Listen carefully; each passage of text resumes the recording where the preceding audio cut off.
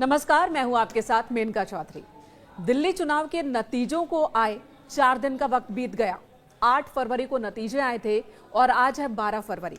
तब से लेकर अब तक एक नाम जो लगातार सोशल मीडिया पर चर्चा में है, वो नाम है नुपुर शर्मा का। बीजेपी से निष्कासित नेता नुपुर शर्मा, जिन्हें लेकर तरह तरह की बातें सोशल मीडिया पर हो रही है, तरह तरह के कयास लगाए जा रहे हैं। जो नुपुर शर्मा के समर्थक हैं वो यहां तक मांग कर रहे हैं कि दिल्ली की अगली मुख्यमंत्री नुपुर शर्मा को ही क्यों ना बना दिया जाए। और ऐसे में कुछ लोग ये भी कह रहे हैं कि हो सकता है कि बीजेपी कोई बड़ा फैसला ले ले नुपुर शर्मा को लेकर। क्या ये मुमकिन है? चलिए पहले बात कर लेते हैं कि हुआ क्या है। दरअसल नुपुर शर्मा, जो कि प्रवक्ता भी रही, जून 2022 तक बीजेपी की राष्ट्रीय प्रवक्ता रही, उनके एक बयान को लेकर बहुत बवाल हुआ, जिसके बाद पार्टी ने एक्शन लिया। अनुशासनहीनता की बात कहते हुए पार्टी ने 6 साल के लिए नुपुर शर्मा को पार्टी से बाहर कर दिया, निष्कासित कर दिया। अभी इस अवधि में 3 साल का वक्त बाकी है। जब दिल्ली में विधानसभा चुनाव होने थे तब नुपुर शर्मा के जो समर्थक हैं, उन्हें चाहने वाले लोग हैं, एक बड़ा तबका है जो नुपुर शर्मा के प्रति सिंपैथी रखता है और बहुत बड़ी संख्या में लोग उनके समर्थक भी हैं, जो लगातार चाह रहे हैं कि बीजेपी यानी कि पार्टी नुपुर को वापस ले ले और उन्हें एक बड़ी जिम्मेदारी, अच्छी जिम्मेदारी दे। ऐसे लोगों ने उस वक्त भी बातचीत शुरू कर दी थी जब दिल्ली में विधानसभा चुनाव को लेकर ऐलान हुआ था तारीखों का, और तब ये उम्मीद लगाई जा रही थी कि नुपुर शर्मा को दिल्ली में कोई ना कोई सीट से जरूर चुनाव लड़वाएगी पार्टी में उन्हें वापस ले लेगी और चुनाव भी लड़वाएगी। लेकिन ऐसा हुआ नहीं।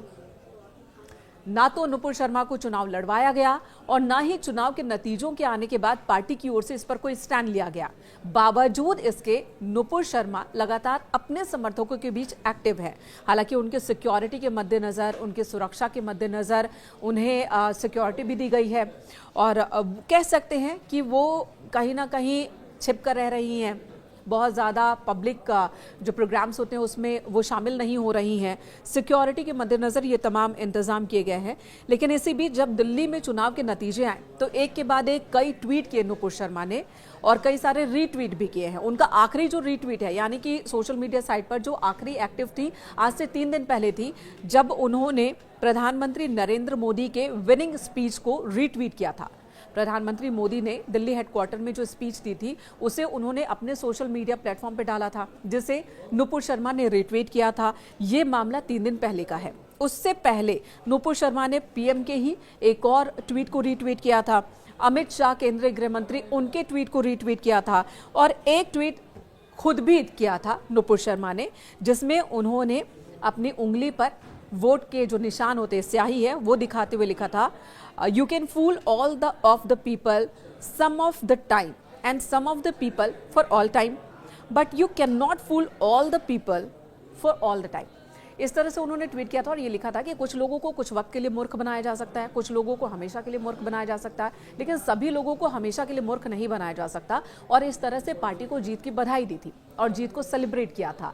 जिसके बाद सोशल मीडिया साइट पर उनके इसी ट्वीट पर कितने लाइक्स है आपको बता दूं, 53 के लाइक्स हैं। उनके इस ट्वीट पर 53 के लाइक्स हैं और व्यू करने वाले लोगों की संख्या तो आप पूछिए मत। और इस पर कमेंट्स कैसे कैसे हैं। जो नुपुर के समर्थक हैं वो कमेंट ऐसा करते हैं कि मैं नुपुर शर्मा को सीएम के तौर पर देखना चाहता हूं, दिल्ली के सीएम के तौर पर, और बीजेपी से ये रिक्वेस्ट करता हूं कि उन्हें वापस लिया जाए और उन्हें सीएम बनाया जाए। इसी तरह का एक और कमेंट है जो मैं पढ़कर सुना देती हूं, would have love to see you as CM of Delhi ma'am. तो इस तरह से बहुत सारे कमेंट्स हैं और यही वजह है कि एक चर्चा चल पड़ी है एक धड़े के बीच में कि क्या नुपुर को पार्टी में वापस लिया जा सकता है, क्या नुपुर शर्मा को कोई बड़ी जिम्मेदारी दी जा सकती है, क्योंकि नुपुर शर्मा के चाहने वाले बहुत हैं। पार्टी के अंदर भी, पार्टी के बाहर भी उनके समर्थकों की एक बड़ी संख्या में है।